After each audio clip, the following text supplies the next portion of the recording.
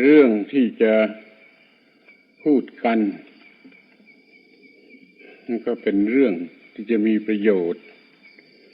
แก่ผู้ที่จะลาสิกขาบท เพราะได้ทราบว่าส่วนมากหรือทั้งหมดที่มานี่ล้วนแต่จะกลับไปลาสิกขาบท คิดว่าควรจะพูดเรื่องที่เป็นประโยชน์แก่ผู้ที่จะลาสิกขาบท เพื่อว่าจะได้ช่วยให้การบวชนั้นได้รับประโยชน์มากที่สุดเท่าที่จะมากได้แล้วก็แม้จะกลับออกไป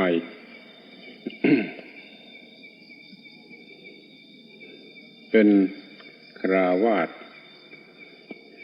ตามเดิม การเข้ามาบวชเนี่ยมันเป็นเรื่องที่ไม่ใช่ทำเล่นไม่ใช่เล็กน้อยไม่ใช่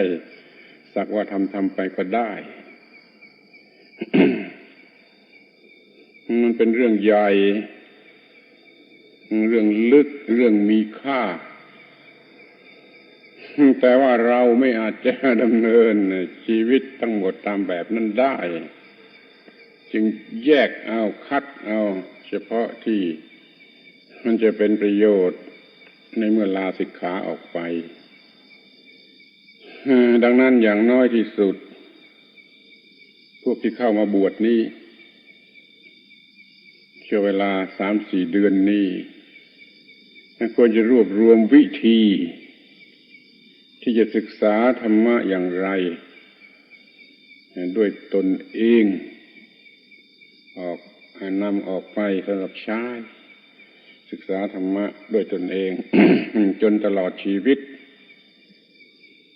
สำนักไหนมันก็สอนอะไรให้มากหรือให้หมดไม่ได้ล่ะเพราะมันบวช 2-3 เดือน 3-4 เดือน นั่นอยากจะ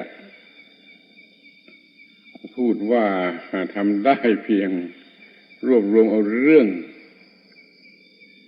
ที่จะศึกษาหรือจะปฏิบัติธรรมะโดยตนเองเอาไว้ให้พอ จดไว้ในสมุดบันทึกให้พอสำหรับออกไปแล้วก็จะได้ประพฤติปฏิบัติด้วยตนเอง นอกจากนั้นก็หมายความว่ามาฝึกอยู่อย่างชีวิตธรรมดาชีวิตง่ายๆหรือเรียกว่าปอนกินอยู่อย่างง่ายนุ่งห่มอย่างง่ายอะไรก็เป็นแต่อย่างง่ายธรรมดาเข้าไว้ตามแบบของพระ แม้เดี๋ยวนี้เราก็นั่งกลางดินคิดดูถ้าว่ามันไม่มีจิตใจงุ่นง่านเพราะไม่ชอบเป็นต้นแล้วมันก็คงจะได้รับรสของการนั่งกลางดินนี่บ้างตามสมควรเพื่อเป็นเครื่องเปรียบเทียบว่าการนั่งในที่อย่างอื่นซึ่งตรงกันข้ามนะนั่งบนเตียงบนตังบนฟูกบนเก้าอี้บนอะไรก็ตามมันเป็นอย่างไร ถ้ายิ่งกว่านั้นถ้าสนใจมากพอก็ควรจะสนใจไปถึงว่าพระพุทธเจ้านั้นประสูติกลางดินตรัสรู้กลางดินสอนกลางดินอยู่กลางดินแล้วก็ตายกลางดิน บางคนอาจจะยังไม่ทราบเพราะเห็นเป็นเรื่องไม่สำคัญ แต่ที่จริงมันสำคัญตัวสำคัญไม่มีพระศาสดาแห่งประเทศไหนแห่งศาสนาไหนจะตรัสรู้ในโรงเรียนหรือในมหาวิทยาลัยเป็นต้นไม่มีแม้เขาจะมีอาสมเพื่อศึกษามีอะไรแบบรูปโรงเรียนมหาวิทยาลัยเป็นต้นก็ไม่มีศาสดาองค์ไหนในโลกที่ได้ตรัสรู้ในมหาวิทยาลัย ล้วนแต่ตรัสรู้ในที่เงียบสงัดและส่วนมากก็กลางดินอีกเลยมันรู้จักไอ้สิ่งที่มันตรงกันข้ามไว้สำหรับเปรียบเทียบดูด้วยว่าเมื่อนั่งกลางดินจิตเป็นอย่างไรเมื่อนั่งในมหาวิทยาลัยจิตเป็นอย่างไรมหาวิทยาลัยอาจจะเป็นเพียงที่อัดความรู้เข้าไปอย่างบ้าๆบอๆตลอดเวลา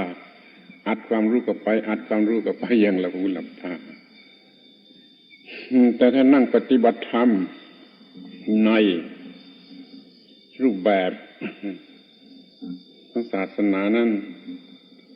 มันไม่ใช่เรื่องอัดความรู้เข้าไปอัดความรู้เข้าไปมันเป็นเรื่องทำให้เห็นแจ้งโดยความรู้สึกไม่เกี่ยวกับความจำเลยแต่ว่ามันเกี่ยวกับความรู้สึกได้รู้สึกอะไรใหม่ๆขึ้นมานั่นแหละจะเป็น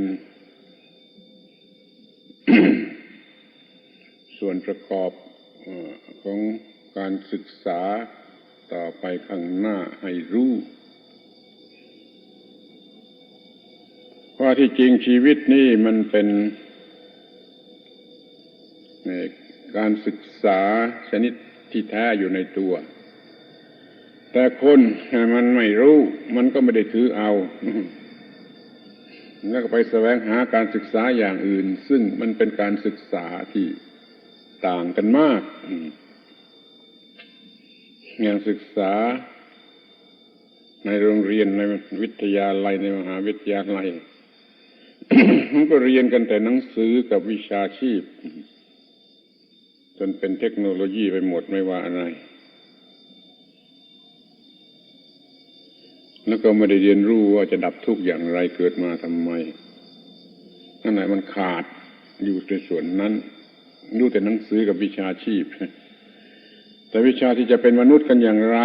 จะได้เป็นมนุษย์ที่มีความสงบสุขนั้นไม่ได้เรียนผมจึงถือโอกาสพูดว่าการศึกษาทั้งโลกยังเป็นเสมือนสุนัขหางด้วนไม่น่าดู มันต้องมีอย่างที่สามเข้ามาด้วยคือรู้ว่าจะเป็นมนุษย์กันอย่างไร ชีวิตคืออะไรเกิดมาทำไมล่ะนี่ล้วนแต่เป็นคำถามที่เนื่องกันหมดถ้าได้มาปฏิบัติการเป็นอยู่ตามแบบของภิกษุมันจะค่อยๆกระจ่างขึ้นมาในส่วนนี้ในส่วนที่สามที่ยังขาดอยู่ก็จะรู้ว่าเป็นมนุษย์ เป็นทำไมควรจะได้อะไร เพียงแต่ได้เงินได้เกียรติยศได้ความกว้างขวางในทางสมาคมนั่นน่ะมันพอแล้วที่จริงนั่นแหละคือมันยังเป็นเพียงผลของการศึกษาชนิดหางด้วน มันไม่สามารถจะดับความทุกข์ร้อนแห่งจิตใจได้นั่นขอให้สนใจเรื่องนี้จับฉวยเอาข้าวเงินเรื่องนี้ให้ได้ว่าจะต้องศึกษากันอย่างไรให้รู้เรื่องรู้วิธีแล้วก็ประพฤติปฏิบัติต่อไปเรื่อยๆไปจนตลอดชีวิตแม้ว่าจะลาสิกขาไปแล้วก็ยังรู้จักวิธีที่จะศึกษา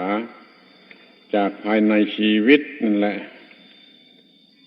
ให้รู้จักชีวิตนั่นแหละว่ามันคืออะไรจะต้องจัดการกับมันอย่างไรมันจึงจะเป็นชีวิตที่ดีที่สุดที่มนุษย์เราควรจะได้ จึงหวังว่าทุกคนจะพยายามที่จะทำความเข้าใจในเรื่องนี้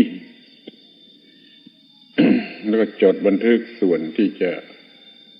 ลืมส่วนสำคัญที่จะลืมไว้อย่าให้ลืมไปศึกษาปฏิบัติต่อไปแต่ละวันละวันทำจิตใจอย่างไรจิตใจจึงจะดีขึ้นดีขึ้นดีขึ้นที่เรียกว่ามันมีการพัฒนาในทางจิตใจ ในที่สุดก็จะได้รับ เป็นผลดีที่สุดที่มนุษย์ควรจะได้รับการเรียนอย่างโลกมันก็ไม่ได้อะไรมากไปกว่าได้ทรัพย์สมบัติเกียรติยศชื่อเสียงและการสมาคมที่ถือกันว่าโก้รู้มันมีเท่านั้น แต่จิตใจยังร้อนเป็นไฟยิ่งฉลาดยิ่งรู้จักโกงยิ่งเรียนมากยิ่งรู้จักเอาเปรียบมากงั้นมันก็ไม่มีผลดีสำหรับจะเป็นมนุษย์ที่ถูกต้องมันต้องเรียนในส่วนนี้ถ้ามาบวช ก็มาเรียนในส่วนที่หาไม่ได้เรียนไม่ได้จากชีวิตฆราวาส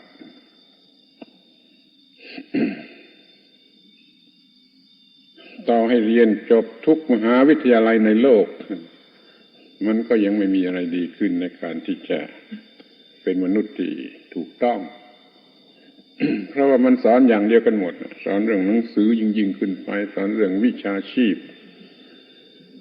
ในรูปแบบของเทคโนโลยีกี่แขน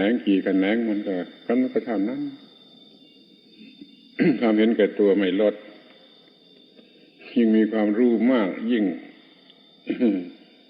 เพิ่มความเห็นแก่ตัว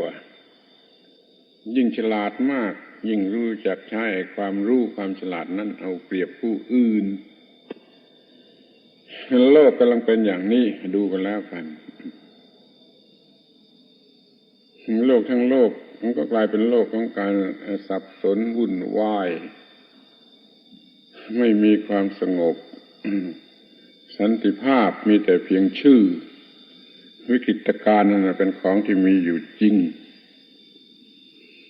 ขอให้มองดูกันในแง่นี้แล้วก็จะเห็นคุณค่าแท้จริงของพระธรรมหรือของพระศาสนาซึ่งจะทำให้อยู่เหนือปัญหาทั้งปวงในโลกขอให้เข้าใจคำว่าปัญหาทั้งปวงในโลกกันเสียทีก่อนเถอะว่าเดี๋ยวนี้โลกมีปัญหาอย่างไรแม้โลกเมืองไทยเรานี่กำลังมีปัญหาอย่างไร เต็มไปด้วยสิ่งเลวร้ายอย่างไรไม่มีความปลอดภัยอย่างไร ไม่มีการรับประกัน สิทธิเสรีภาพอะไรที่แน่นอนอย่างนี้เป็นต้นแล้วคนก็เป็นบ้ามากขึ้นทุกที คือเป็นโรคนอนไม่หลับเพิ่มขึ้นโรคประสาทเพิ่มขึ้นแล้วก็เป็นบ้าวิกลจริตมากขึ้นเท่ากับที่การศึกษามันเจริญ หรือมันยิ่งกว่าไปซะอีกถ้าเทียบส่วนเทียบเรโชนะครับจะได้ผลว่าการศึกษายิ่งเจริญเนี่ยมันมีคนบ้ามากเร็วกว่าที่เมื่อการศึกษาไม่เจริญพูดอย่างนี้ก็ไม่ใช่ว่าจะตีเตียนใครหรือจะปรับโทษใครแต่เป็นการบอกให้ดูความจริงที่มันมีอยู่ เราก็รวมอยู่ในหมู่พวกคนเหล่านี้มันก็หลีกไม่พ้นบางทีเราไม่ได้มีส่วนกระทำเนาะแต่ว่าไอ้ผลปฏิกิริยาของมันพลอยมาถูกต้องเราด้วยเช่นถ้ามันเกิดสงครามเราก็ไม่ได้ร่วมสงครามแต่ผลที่พลอดออกมาเป็นผลพลอยได้จากสงครามมันก็มาถึงเราด้วยอย่างนี้ต้น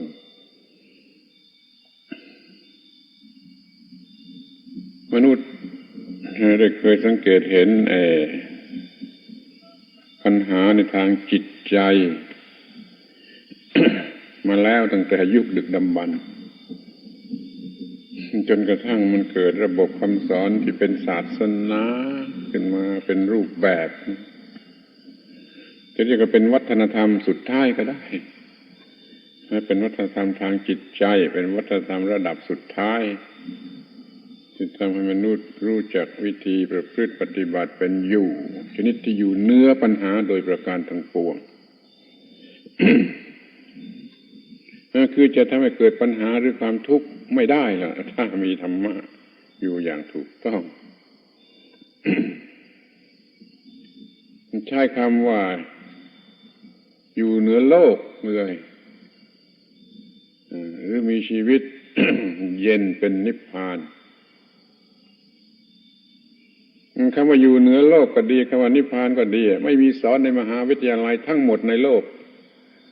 หรือจะสอนก็เพียงสอนเรื่องประวัติในฐานะประวัติของการศึกษาไม่ได้สอนเรื่องจริงลงไปว่าจะทำชีวิตเนี่ยเย็นอย่างไรก็จะอยู่เหนือโลกได้อย่างไรแม้แต่คำว่าโลกนี่ก็ไม่รู้จักมหาวิทยาลัยในโลกทั้งโลกทั้งหมดน่ะมันมีความหมายคำว่าโลกนี่เพียงวัตถุเท่านั้นเพียงวัตถุหรือเนื่องอยู่ในวัตถุตัวโลกเท่านั้น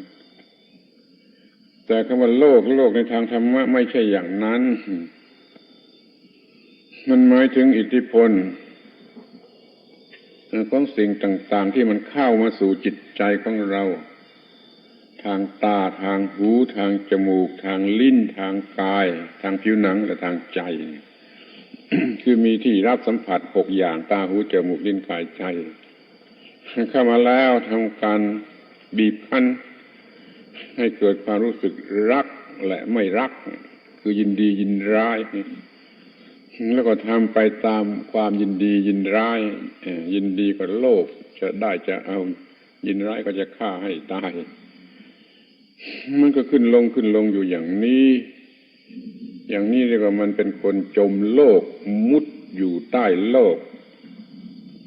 โลกมันก็บีบคั้นได้ตามต้องการดูคำว่าโลกมันไม่ใช่โลกแผ่นดินมันไม่ใช่โลกวัตถุแต่มันเป็นโลกทางจิตใจเรียกว่าในภาษาธรรมะภาษานามธรรมเรียกโดยชื่อว่ารูปเสียงกลิ่นรสโผฏฐัพพะธรรมารมณ์รูปที่เห็นโดยตาเสียงที่ฟังโดยหูกลิ่นที่รู้โดยจมูกรสที่รู้โดยลิ้นสัมผัสที่รู้ได้โดยผิวหนังความรู้สึกนึกคิดที่รู้ได้โดยใจให้มันพร้อมอยู่เสมอที่จะทำหน้าที่ของมันก็เพราะว่าเรามีตาหูจมูกลิ้นกายใจนี่จะทำอย่างไรตาหูจมูกลิ้นกายใจมันทำหน้าที่ของมันเพื่อจะ สัมผัสไอ้สิ่งเหล่านั้นขั้นสัมผัสแล้วในบุคคลนั้นมันมีแต่ความโง่มันต้อนรับสัมผัสเหล่านั้นไม่ถูกต้องสัมผัสเหล่านั้นก็ทำให้เกิดความทุกข์ขึ้นมานี่คือข้อเท็จจริงประจำวันในแต่ละวันของทุกคนในโลกถ้ารู้เรื่องนี้แล้วก็เรียกว่าจะรู้เรื่องทั้งหมดรู้เรื่องสิ่งที่มากระทบตาหูจมูกลิ้นกายใจ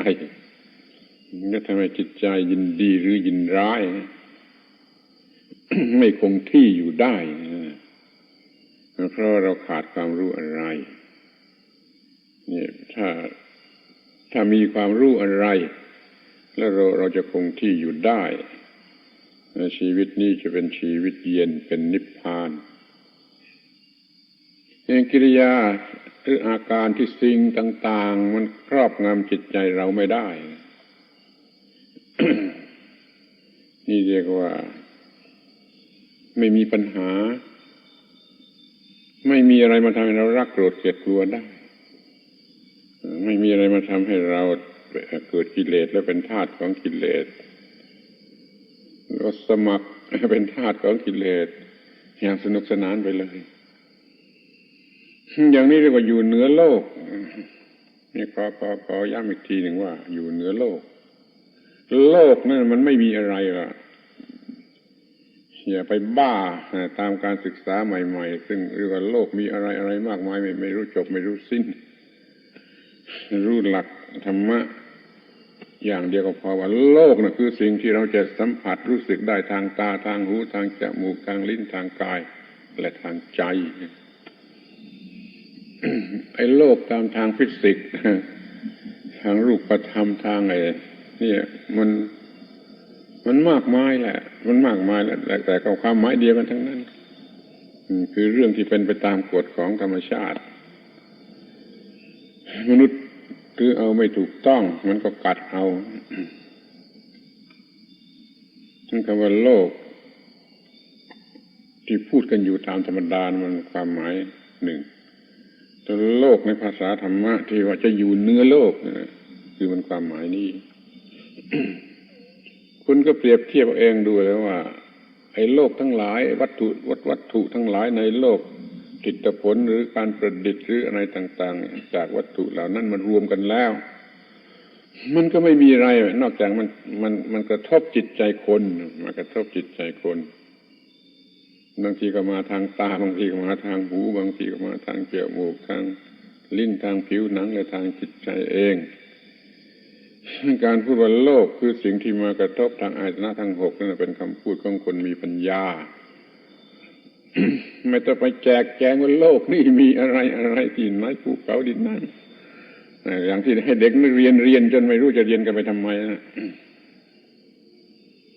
มันก็รู้เรื่องทางโลกพอมีประโยชน์เรื่องทางโลกทางวัตถุแต่ไม่ดับทุกข์ถ้ารู้ไอ้โลกเหล่านั้นโลกทั้งหมดเหล่านั้นมันเข้ามาทำอันตรายเราทางตาหูจมูกลิ้นกายใจสิ่งที่เข้ามากระทบเราทางตาหูจมูกลิ้นกายใจนั่นคือโลกนั่นแหละคือตัวโลกไอ้ตัววัตถุสิ่งของถ้ามันไม่มา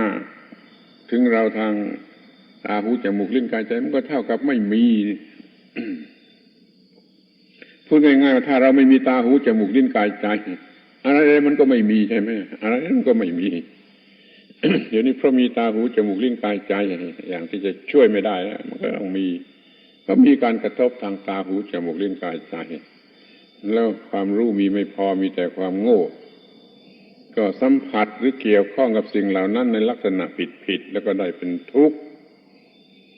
ถ้ามาเรียนเรื่องดับทุกข์ก็คืออย่างที่มาบวชในพุทธศาสนา มาเรียนให้รู้ว่าจะดับทุกข์กันได้อย่างไรก็คือมีความรู้ที่ถูกต้องสว่างไสวอยู่ต้อนรับสิ่งทั้งปวงที่เข้ามาสัมผัสทางตาหูจมูกลิ้นกายใจแต่ละวันไม่ให้เป็นปัญหาขึ้นมาได้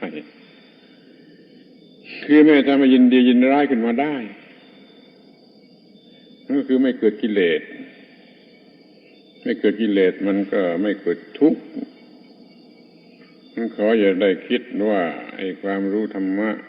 นี่เป็นความรู้ครึกระเหมือนพวกที่เรียนมาจากนอกมันเกลียดคำว่านิพพานแล้วมันเกลียดคำว่าเหนือโลกได้เผชิญได้พบมามากแล้วพวกที่เรียนมาจากเมืองนอกมันจะเกลียดคำว่านิพพานโดยที่ไม่รู้ว่านิพพานคืออะไรแล้วมันสั่นหัวเรื่องเหนือโลกถ้ามันไม่รู้เหนือโลกคืออะไรและความคิดก็จะเป็นไปในทางที่ว่าเราอยู่เหนือโลกไม่ได้เพราะมันอยู่บนโลกในโลกอยู่นี่เองก็เลยไม่ยอมฟังไม่ยอมพิจารณาว่าอยู่เหนือโลกนั่นคืออย่างไรแล้วชีวิตที่เย็นเป็นนิพพานนั่นน่ะคืออย่างไร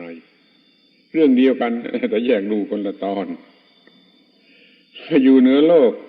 สิ่งต่างๆในโลกมันทำให้เกิดกิเลสไม่ได้มันก็ไม่เกิดกิเลสซึ่งเป็นของร้อนเมื่อชีวิตไม่มีของร้อนความร้อนก็มันก็เป็นชีวิตเย็นคำว่านิพพานนั่นแปลว่าเย็นในพระบาลีมีครบคำอธิบายเรื่องนี้แต่เขาไม่ได้เอามาสอนแล้วมันสอนลัดกันเองโดยวิธีอะไรก็ไม่รู้เมื่อไรก็ไม่รู้โดยใครก็ไม่รู้สอนนิพพานจนเป็นสิ่งที่เข้าใจไม่ได้แล้วก็เข้าใจผิดว่านิพพานเป็นบ้านเป็นเมืองเป็นโลกอีกโลกหนึ่งไปอยู่ที่โลกนั้นแล้วก็เป็นสุขสบายเป็นเมืองนิพพานไปเสียเลยถ้าอย่างนี้มันผิดถ้าไปอยู่ในโลกอย่างนั้นอีกมันก็มีปัญหาเดียวกับอยู่ในโลกนี้คือมีสิ่งที่รบกวนตาหูจมูกลิ้นกายใจ นั้นไม่ต้องไปอยู่ในโลกไหนยังคงอยู่ตามเดิมแต่มีความรู้เพียงพอที่จะไม่ให้เกิดความโง่หรือความผิดพลาดขึ้นมาเมื่อมีการสัมผัสทางตาหูจมูกลิ้นกายใจถ้าบวชจริงปฏิบัติจริงมันก็ปฏิบัติข้อนี้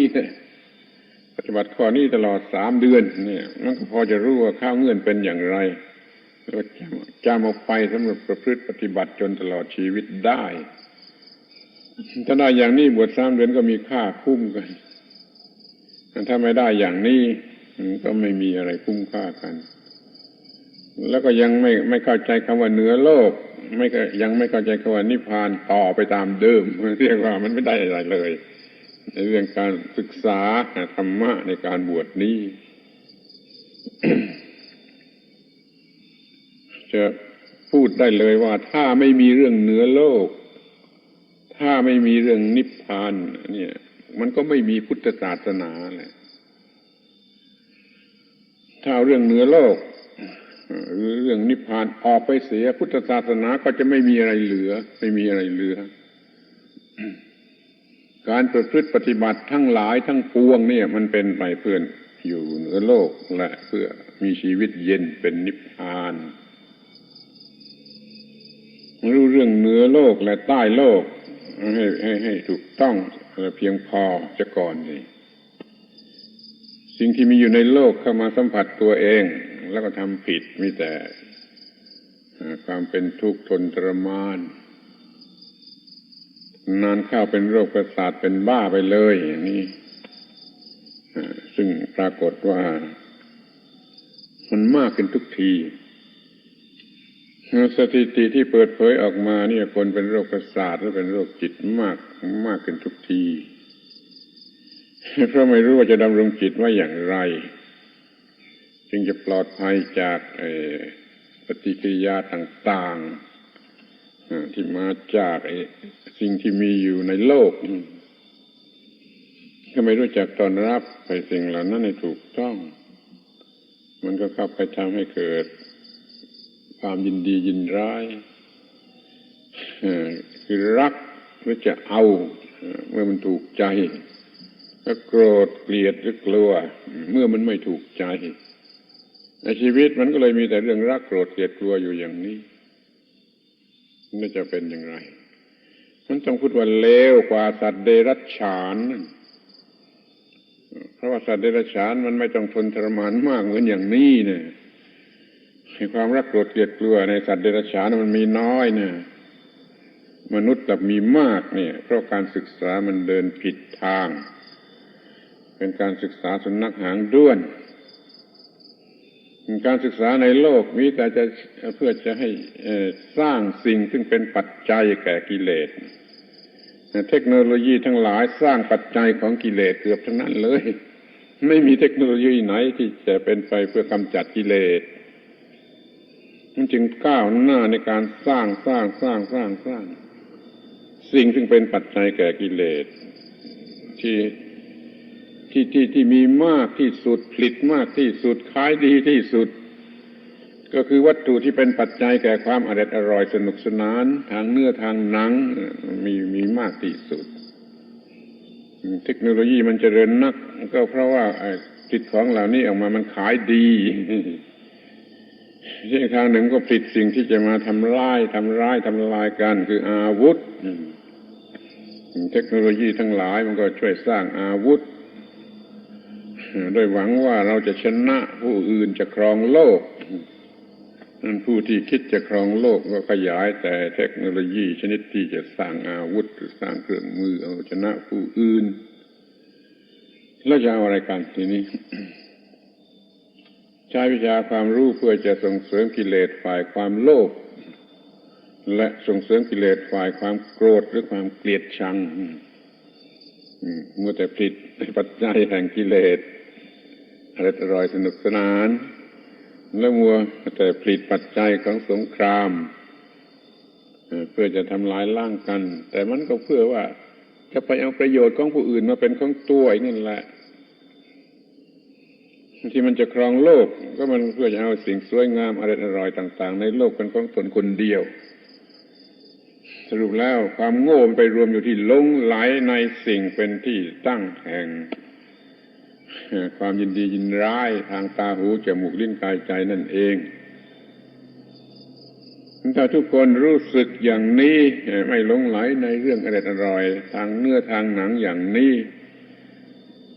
มันก็จะหยุดลงไปมากจะเย็นลงไปมาก ไอ้โรงงานทั้งหลายที่ผลิตวัตถุปัจจัยแก่กิเลสมันต้องปิดหมดแหละมันไม่มีใครซื้อหรอก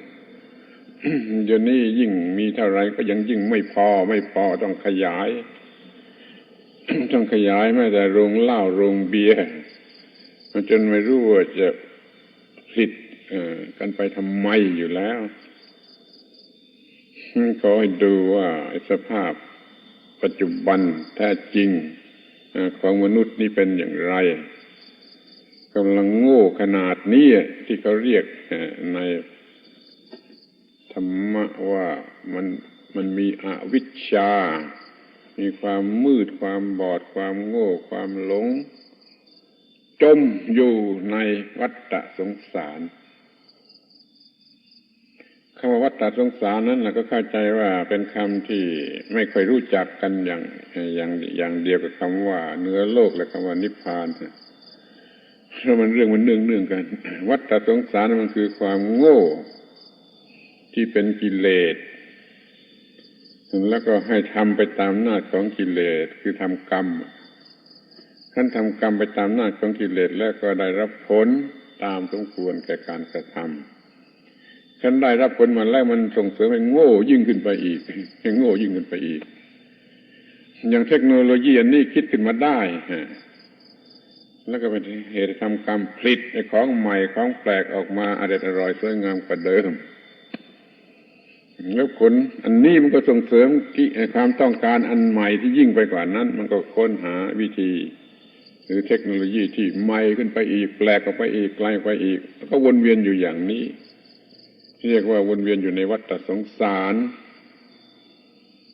ก็ใช้คำว่ากิเลสกรรมผลกรรม3 คำนั้นจำไว้ดีเถอะคือสิ่งที่คนโง่เวียนอยู่ไม่รู้จักจบจักสิ้นจนกว่าจะเป็นพระอรหันต์กิเลสเนี่ยมันมาจากความโง่จะเป็นความโลภความโกรธความหลงมันก็มาจากความโง่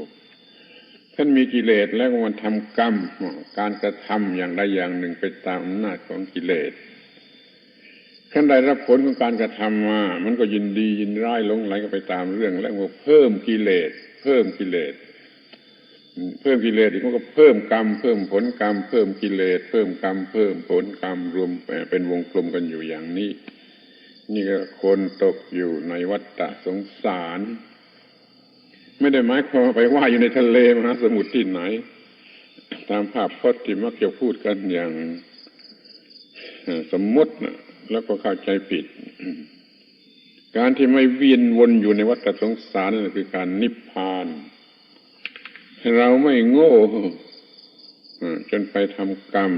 รับผลกรรมแล้วก็โง่กว่าเดิมไปทำกรรมรับผลกรรมแล้วก็โง่กว่าเดิมนี่มองดูให้เห็นว่าไอ้ทั้งโลกมันกำลังตกอยู่ในวัฏสงสารอย่างนี้โลกมันจึงใกล้ต่อความวินาศยิ่งขึ้นไปทุกทีถ้าเมื่อไรบังคับ ความรู้สึกว่าไม่ได้มันก็เข็นฆ่ากันอย่างที่เรียกว่าเป็นมิจฉาสัญญีทำลายโลกถ้ามองเห็นมันก็ทำไปอย่างหนึ่งมันสร้างความรักผู้อื่นขึ้นมาไม่เห็นแก่ตัวไม่สร้างอาวุธขึ้นมาสำหรับจะจ้องทำลายล้างผู้อื่นเพื่อจะครองโลก มันก็กลายเป็นมิตรเป็นสหายกันไปหมดทั้งโลกอย่างนี้เขาเรียกว่าโลกภสีอารยเมตไตรคือคนทุกคนในโลกเป็นมิตรอย่างยิ่งแก่กันและกันโดยความรู้สึกพื้นฐานว่าเราเป็นเพื่อนเกิดแก่เจ็บตายด้วยกันทุกคนเป็นเพื่อนเกิดแก่เจ็บตายด้วยกันแล้วเราจะมาเบียดเบียนกันทำไมแล้วก็มีความรักกันมีการช่วยเหลือกันแล้วมันก็อยู่กันเป็นสุข ไม่มีปล้นจี้กลางถนนไม่มีอย่างที่กำลังมีตามหน้าหนังสือพิมพ์ นี่ก็ไม่มีการเบียดเบียนโดยตรงและโดยอ้อมกระทั่งเบียดเบียนใหญ่หลวงคือสงครามมันก็ไม่มี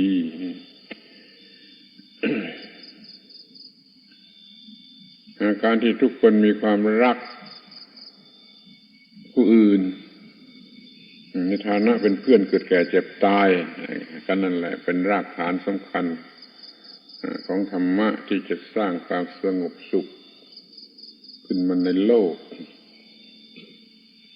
เดี๋ยวนี้ทุกคนพร้อมที่จะกอบโกยประโยชน์เอามาเป็นของตนอย่างเลวที่สุดก็คือบังคับขู่เข็นเอามาปล้นจี้เอามาอะไรเอามาอย่างใหญ่โตก็เป็นการทำสงครามเพื่อจะได้อะไรเพื่อจะขยายอะไรซึ่งเป็นประโยชน์แก่ตัวมันก็ใช้คำหลอกลวงว่าทำสงครามเพื่อความสงบแล้วมันจะสงบได้อย่างไรเพราะมันมีมูลเหตุมาจากความโง่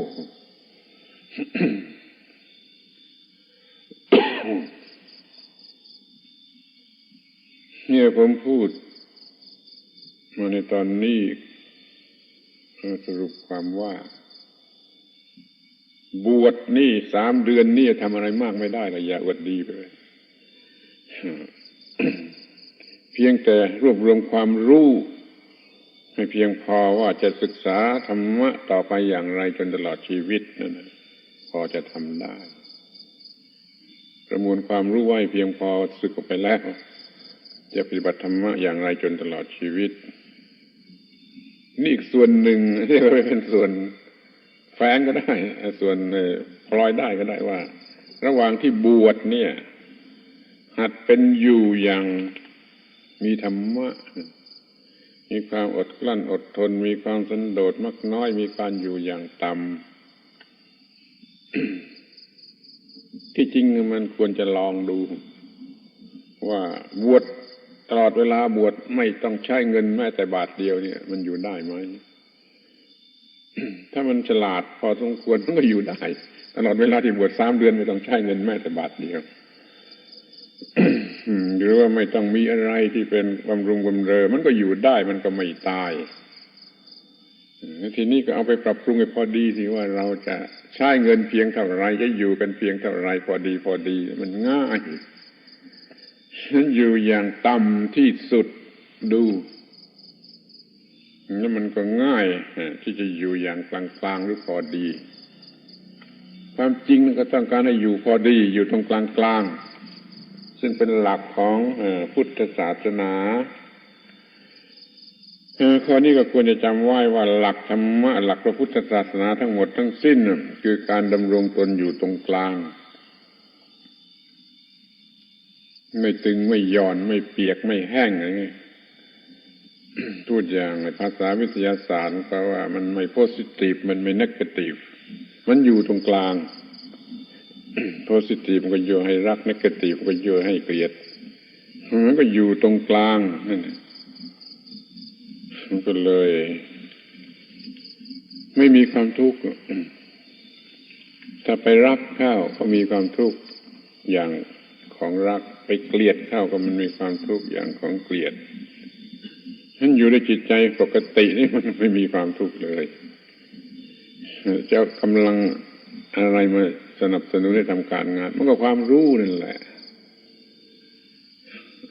ปุถุชนสามัญสัตว์มันต้องมีสิ่งที่ส่งเสริมกำลังใจนี่เขาก็ไม่ได้ปิดนะเขาก็ไม่ได้ฆ่านะมันยังถูกนะทุกคนต้องการโมทิฟที่เราจะส่งเสริมให้ทำสิ่งที่ควรกระทำแต่เดี๋ยวนี้มันไม่มีโมทิฟชนิดนั้นมันไปมีโมทิฟของกิเลส มันจึงทำไปเพื่อกิเลสและทำพร้อมๆกันในโลกนี้มันจะวินาศที่เอาสติปัญญานั่นแหละมาเป็นเครื่องส่งเสริมกำลังใจให้กระทำที่จริงก็มันไม่ควรจะต้องให้ใครมาส่งเสริมกำลังใจอะไรกันนักหนา ถ้ามันมีสติปัญญาเพียงพอตามหลักของธรรมะแล้วนี่เป็นกำลังใจให้ทำทุกอย่างอย่างไม่บกพร่อง จะยกตัวอย่างพระอรหันต์มันก็เดี๋ยวก็ว่าจะเอาเปรียบเพราะยังไม่รู้เรื่องพระอรหันต์แต่พอจะคำนวณได้ว่าพระพุทธเจ้าก็ดีพระอรหันต์ก็ดีท่านไม่มีกิเลสและทำไมท่านจึงทำงานมากกว่าคนที่มีกิเลสท่านเอากำลังอะไรมาดันให้ทำงานปุถุชนคนโง่มันก็มีกิเลสนั่นผลักดันให้ทำงานอยากได้ผลงานมากหรือว่าเอา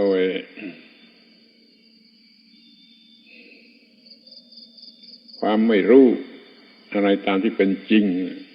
ก็เข้าใจผิดเห็นกงจักรเป็นดอกบัวเป็นเครื่องผลักไสให้ทำงานแต่ที่คนสมัยนี้ชอบพูดกันนักตามก้นฝรั่งก็ได้ว่าชีวิตอยู่ด้วยความหวังถ้าว่าชีวิตอยู่ด้วยความหวังนะมันสำหรับจะบ้าเนี่ยจะจำผมพูดได้บ้างชีวิตที่อยู่ด้วยความหวังนะมันสำหรับจะเป็นบ้าชีวิตมันต้องอยู่ในความปกติคือสติปัญญาไม่ต้องหวังรู้ว่าควรทำอย่างไรก็ทำไม่ต้องหวังให้มันปวดหัวใจนี่อย่าไปยึดถือคติบ้าๆบอๆอะไรมาจากเมืองนอกเมืองนาโดยซ้ำไปว่าต้องหวังต้องมีที่หวังต้องมีความหวังชีวิตอยู่ในความหวังนั่นมันคนโง่มันหลับตาพูดแล้วก็ดูคนพูดมันมีความสงบสุขเมื่อไรล่ะมันเดือดร้อนอยู่ในความหวังทั้งหลับและตื่นเราไม่มีปัญหาอย่างนั้นทั้งหลับและทั้งตื่นเราจะอยู่ในความสงบสุขเยือกเย็นคำว่านิพพานแปลว่าเย็นเมื่อกี้พูดไปแล้วแต่มันยังย่อนะคำว่านิพพานนั่นน่ะเป็นคำยืมไปจากคำชาวบ้านน่ะเขาใช้เป็นชื่อของธรรมะที่พบใหม่คือเย็นเย็นเพราะไม่มีไฟคำว่าเย็นน่ะก็หมายความเพราะไม่มีความร้อนถ้ามีความร้อนมันก็ร้อนไม่เย็นทีนี้วัฒนธรรมทางจิตของผู้มีปัญญาค้นพบวิธีที่จะทำให้จิตไม่มีไฟคือจิตไม่มีราคะโทสะโมหะจิตไม่มีไฟและจิตนั้นมันเย็นคำว่านิพพานนี่แปลว่าเย็นพูดอยู่ตามธรรมดาอะไรเย็นก็คำว่านิพพาน เมื่อช่างทองหลอมทองร้อนจนเหลวคว้างแล้วเขาต้องรดน้ำให้มันเย็นเพื่อจะทำให้สีดีขึ้นให้ดีขึ้นแล้วเพื่อจะทำให้เป็นของต่อไปคำที่เอาน้ำรดให้เย็นนั่นก็มีเขาใช้คำว่านิพพานนิพพาปยะอย่างแท่งทองนั่นให้นิพพานคือเย็นลงมาหรือว่าในครัวทำอาหารเสร็จใหม่ๆก็ร้องบอกว่ารอเดี๋ยวให้มันนิพพานแล้วก็มากินพร้อมกันไม่ให้มันกำลังร้อนมันกินไม่ได้อาหารที่จะกินเย็นลงอย่างนี้ก็เรียกว่านิพพานหรือว่าสัตว์ตัวนี้ฝึกดีแล้วไม่มีอันตรายต่อไปก็เรียกนิพพานนิพพานอย่างสัตว์เมื่อหญิงสาวคนหนึ่งเห็นพระสิทธัตถะเดินผ่านไปหญิงสาวคนนั้นพูดขึ้นว่าบุรุษนี้ถ้าเป็นลูกของใครบิดาของเขาจะเย็นมารดาของเขาจะเย็นถ้าเป็นสามีของใครภรรยาของเขาจะเย็นคิดดูมันเป็นคำธรรมดาที่พูดอยู่ในหมู่คนธรรมดาเย็นอกเย็นใจนี่ก็ใช้คำว่านิพพานนิพพานนิพพุโตนิพพุตาตามเรื่องของคำพูดนี่คำว่านิพพานแปลว่าเย็นเพราะไม่มีความร้อนทำไมจะต้องเป็นเรื่องครึกคระมันเป็นเรื่องที่จำเป็นที่สุดสำหรับมนุษย์ถ้ามันร้อนอยู่ด้วยกิเลสติดต่อกันสักไม่กี่วันแล้วมันก็เป็นบ้าแล้วมันก็ตายอยู่ไม่ได้ถ้ามันอยู่ด้วยกิเลสโดยไม่ว่างจากกิเลสเลยมันก็ต้องเจ็บป่วยเป็นบ้าและตายเดี๋ยวนี้เราอยู่ด้วย เวลาที่ไม่มีกิเลสนั้นมากนะในวัน24ชั่วโมงนี่คุณมีกิเลสกี่ชั่วโมงเวลา24ชั่วโมงนี่เกิดกิเลสกี่ชั่วโมงแล้วไม่เกิดกิเลสกี่ชั่วโมงโดยเฉพาะเวลานอนหลับก็ไม่เกิดกิเลสนั่นในเวลาที่อยู่กับนิพพานคือเย็นมันก็ช่วยรอดชีวิตอยู่ได้ตามธรรมดาสามัญอย่างนี้นิพพานอย่างนี้เป็นอัตโนมัติไม่ต้องปฏิบัติแต่ควรจะศึกษาเข้าใจไว้ว่าเมื่อมันไม่เป็นไฟไม่เป็นกิเลสขึ้นมาแล้วมันก็มีผลอย่างนี้ฉันขอบคุณพระนิพพานที่ช่วยให้ไม่เป็นบ้าไม่ให้เป็นโรคประสาทถ้ามีกิเลสรบกวนตลอดเวลาไม่ทำอะไรก็นอนไม่หลับไม่ทำอะไรก็เป็นโรคประสาทไม่ทำอะไรก็เป็นบ้าทีนี้คนทั้งโลกแหละก็มีเวลาที่จิตว่างจากกิเลสหรือว่างจากไฟแต่นั้นอยู่พอสมควรจึงไม่เป็นบ้ากันทั้งโลกเพราะมันมีจำนวนหนึ่งมันอยู่ด้วยกิเลสหรือไฟที่น้อยลงพอสมควรนั้นควรจะขอบใจนิพพานไม่ใช่จะต้องรังเกียจว่าคือพระแล้วไม่รู้ว่ามีไว้ทำไมมันเป็นยอดสูตรของวัฒนธรรมของมนุษย์ในด้านจิตใจมันไม่มีอะไรสูงไปกว่านี้แล้วถ้าจะมองดูกันในแง่ของวัฒนธรรมวัฒนธรรมมีทั้งฝ่ายวัตถุและฝ่ายจิตใจฝ่ายวัตถุนั้นทำกันไปจนเฟ้อแล้วนี่ทางฝ่ายจิตใจนี่มันยังไม่ถูกมันยังลดถอยลงไปมันเคยมากเคยเจริญแต่แล้วมันลดถอยลงไปเมื่อมาถึงยุคที่มนุษย์เริ่มหลงวัตถุในยุคที่บูชานิพพานกันนั้นไม่ได้หลงวัตถุไม่ได้บูชาวัตถุมันก็ไม่มีเรื่องกระทบเดี๋ยวนี้เวลานี้มันมีเรื่องกระทบเพราะมนุษย์ทุกคนมันหลงวัตถุซึ่งเป็นที่ตั้งของกิเลสเป็นปัจจัยของกิเลสแล้วมันเย็นไม่ได้ เมื่อเย็นไม่ได้มันก็ร้อนกันไปหมดแต่ละคนก็ร้อนครอบครัวนั้นก็ร้อนหมู่บ้านนั่นก็ร้อนบ้านเมืองนั่นก็ร้อนประเทศนั่นก็ร้อนถ้าเป็นกันทั้งโลกนี้มันก็ร้อน เพราะไม่มีคุณธรรมอะไรๆที่เป็นความหมายของนิพพานคือเย็นก็พูดถึงสันติภาพกันแต่ปากไม่เห็นมีร่องรอยแห่งสันติภาพทั้งที่ตั้งสมาคมสันติภาพกันมาทุกยุคทุกสมัย สงครามโลกครั้งที่1ก็ตั้งสมาคมสันติภาพสงครามโลกครั้งที่2นี่ก็ตั้งสมาคมสันติภาพ ด้วยความกลัวแล้วก็ตั้งอย่างไม่ถูกต้องตั้งอย่างที่กำจัดไฟไม่ได้มันก็ยังจะต้องมีต่อไปมีสงครามโลกครั้งที่3เสร็จแล้วก็ตั้งสมาคมสันติภาพกันอีกเราไม่อยากจะพูดมากนักเดี๋ยวมันจะกลายเป็นกระทบกระทั่งดูถูกผู้อื่นแต่บอกให้รู้ว่าโลกกำลังไม่มีสันติภาพเพราะไม่รู้เรื่องปัจจัยแห่งสันติภาพคือธรรมะที่ทำให้เกิดความเย็นอันมาจากการอยู่เหนือโลกถ้าสิ่งอร่อยสวยงามทางตาหูจมูกลิ้นกายใจไม่ครอบงำเราได้เราก็เป็นอิสระปกติอยู่ได้อย่างไม่ต้องยินดียินร้ายนะยินดีก็หลงรักยินดีในสิ่งใดก็ตกเป็นทาสของสิ่งนั้นในความหมายหนึ่งยินร้ายในสิ่งใดก็ตกเป็นทาสของสิ่งนั้นในอีกความหมายหนึ่งการที่ไม่ต้องตกเป็นทาสของสิ่งใดนั่นแหละเป็นความดีถึงที่สุดจงรู้จักดำรงชีวิตชนิดที่ไม่ต้องตกเป็นทาสของสิ่งใดนี่เตรียมพร้อมที่จะไปหวังและไปเป็นทาสของสิ่งที่ตนหวังโดยไม่ต้องดูอะไรเป็นข้าราชการระดับนี้หวังที่จะมีรถยนต์หลายคันนี่ในที่สุดมันก็ทำคอร์รัปชันทำลายตัวเอง แล้วมันก็ไม่รู้จะมีไปทำไมทั้ง2-3 คันจะมีบ้านมีภรรยามีอะไรกันยังไม่มีขอบเขตจำกัดนั่นน่ะมันเป็นทาสของสิ่งเหล่านั้นหมดแล้วนั่นก็มีแต่ปัญหาก็มีแต่ความทุกข์ อย่างนี้เรียกว่าคนมันจมมิดอยู่ในโลกเหมือนจมโคลนอยู่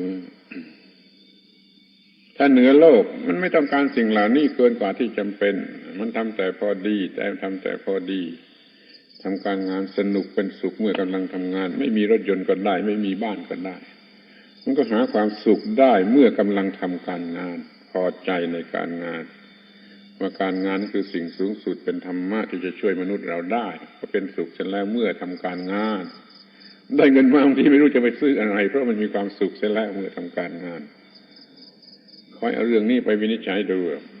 คงจะมีประโยชน์ที่สุดนะเพราะหาความสุขได้โดยไม่ต้องใช้เงินแม้แต่บาทเดียวแต่มันมีวิธีที่ค่อนข้างจะละเอียดประณีตอยู่ในการที่จะทำจิตใจรู้สึกเป็นสุขเมื่อกำลังทำการงานมันต้องศึกษาจนรู้ว่าธรรมะคือการงานการงานคือธรรมะหน้าที่คือธรรมะธรรมะคือหน้าที่การทำหน้าที่คือการปฏิบัติธรรมะ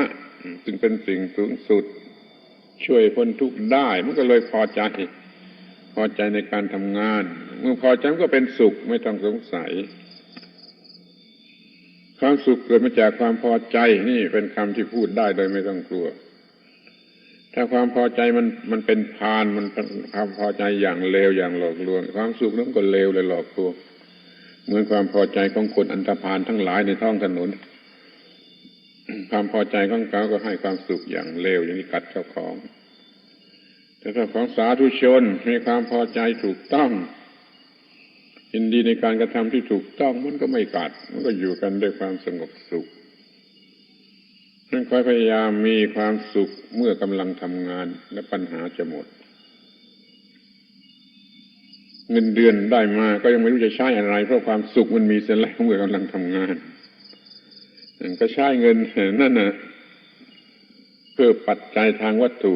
ที่จำเป็นเล็กๆน้อยๆมันก็เหลืออยู่มากเดี๋ยวนี้ก็ใช้เงินเพื่อส่งเสริมกิเลสสถานเริงรมย์สถานกามารมณ์สถานหลอกลวงให้โง่ความเพลิดเพลินที่หลอกลวงให้โง่ไปบูชาไปติดกับสิ่งเหล่านั้นจนเงินเดือนเท่าไรก็ไม่พอใช้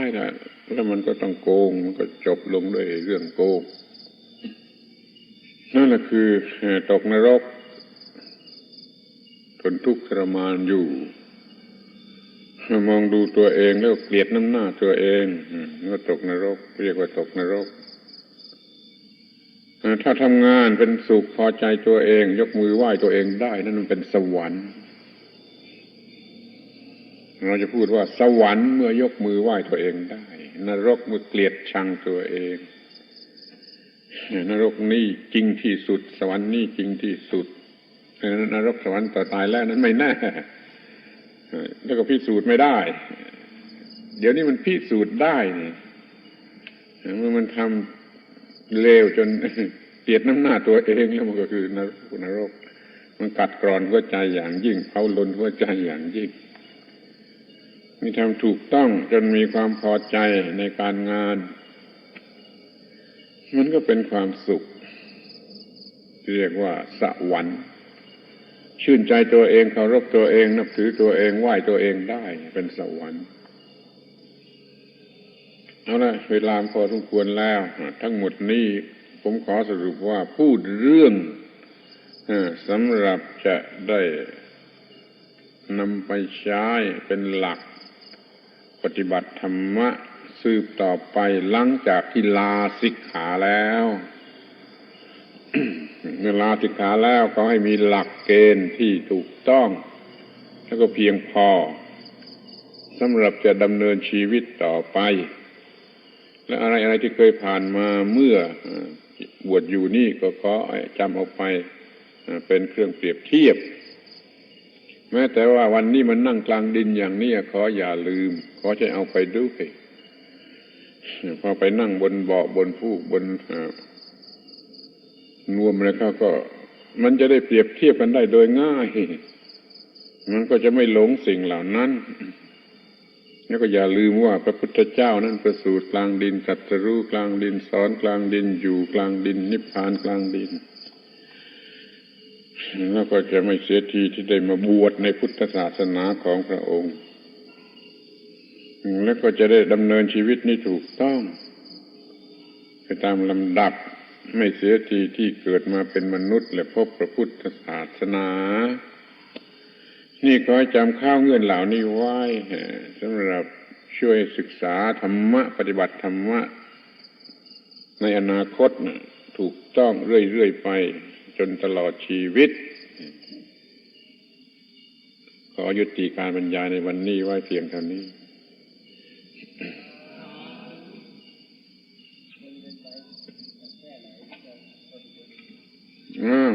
ถามอย่างนี้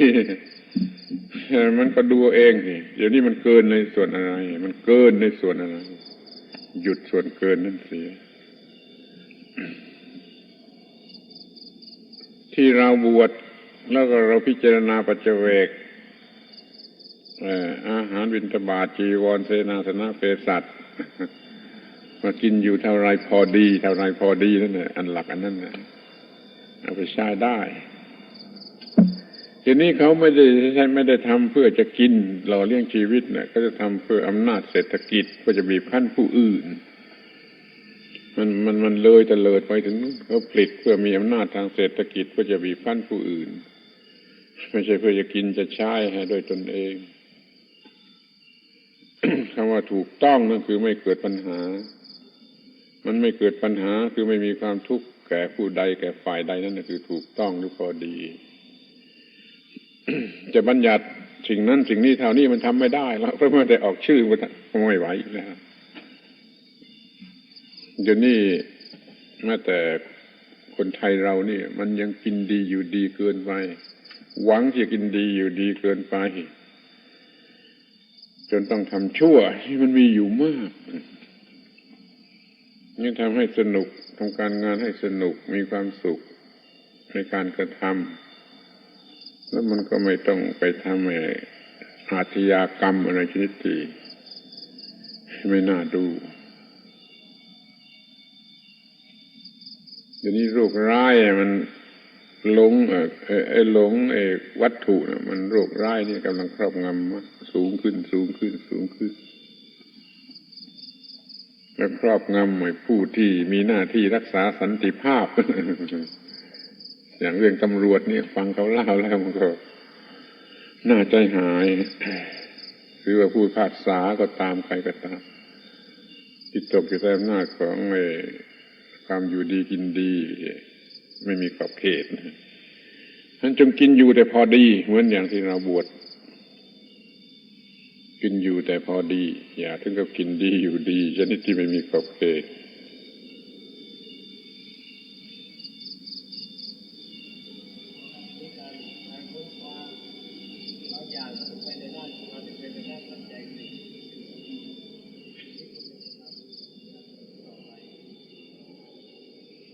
มันก็เท่าที่ควรเนี่ยที่ถูกที่ควรนั่นก็ทำใหญ่บกพร่องที่มันไม่ถูกไม่ควรหรือมันเกินหรือทำแล้วเป็นปัญหาน่ะอย่าไปทำมันเลยมันก็เหมือนกับเชือดคอตัวเองระวังอะไรทำลงไปแล้วมันจะย้อนมาทำอันตรายผู้ทำแล้วก็อย่าไปทำมันเลยในฐานะที่เป็นผู้สอนในผู้หัวหน้างานวิจัยนี่ควรจะถ้าไม่มีกิเลสตัณหาเนี่ยมันจะหมายถึงว่าการค้นคว้าจะต้องสำเร็จอย่างนั้นอย่างนี้มันจะเป็นไปได้ยังไงกิเลสตัณหาไม่ได้หมายความว่าจะมาใช้เป็นประโยชน์ทำประโยชน์อะไรได้ก็ทำด้วยสติปัญญาเอากิเลสตัณหาออกไปเอาสติปัญญาเข้ามาแทนแล้วก็ทำหน้าที่อย่างผู้สอนผู้บังคับบัญชาผู้ควบคุมผู้ต่างๆจะว่าทำด้วยสติปัญญาด้วยกำลังของสติปัญญาอย่าทำด้วยกำลังของกิเลสตัณหาซึ่งมันจะสกปรกมอมแมมไปตั้งแต่ต้นแล้วก็มีความทุกข์ในเบื้องปลายหรือตลอดเวลามันก็เป็นทุกข์แล้วพอสักว่าทำมันก็เป็นทุกข์แล้ว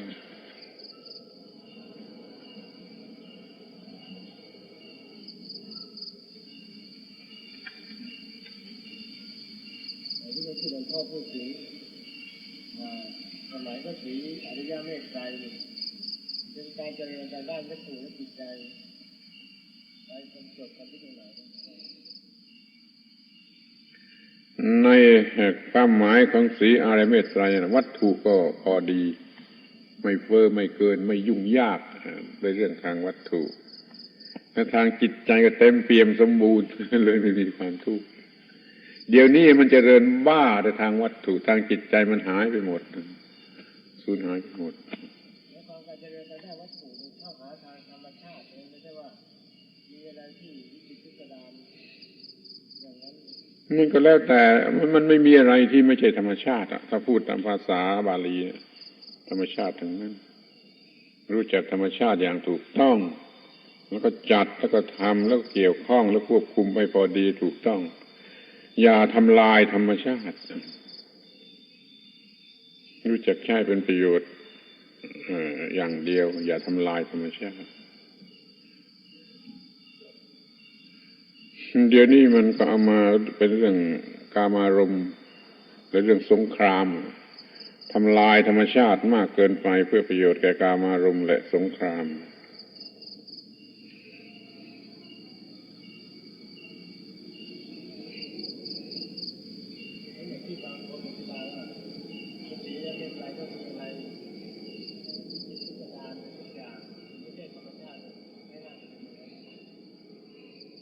วิจิตรพิสดารยังไงมีแต่ความรักเมตตายะแปลว่าเกื้อกูลแก่ความเป็นมิตรมีแต่ความรักผู้อื่นไปทางไหนก็มีแต่ผู้ยกมือขึ้นจะให้ช่วยอะไรจะให้ช่วยอะไรนั่นน่ะศาสนาพระศรีอริยเมตไตรเดินไปทางไหนก็มีแต่ผู้เสนอตัวเข้ามาจะให้ช่วยอะไรให้ทำอะไรไม่ใช่เรื่องเต็มไปด้วยกามารมณ์อย่างที่บางคนเขาคิดนั่นมันคิดเอาเองคงจะเต็มไปด้วยกามารมณ์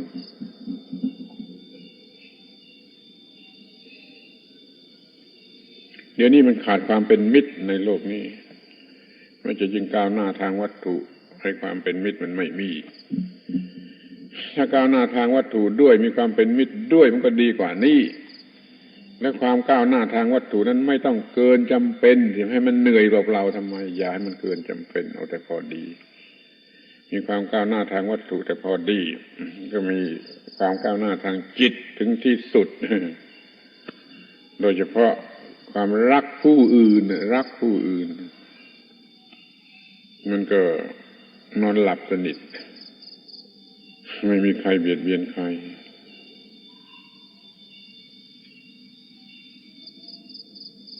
เป็นเรื่องที่ไม่ลึกซึ้งอะไรเนาะเป็นเรื่องที่ไปคิดดูแต่จะมองเห็นเอง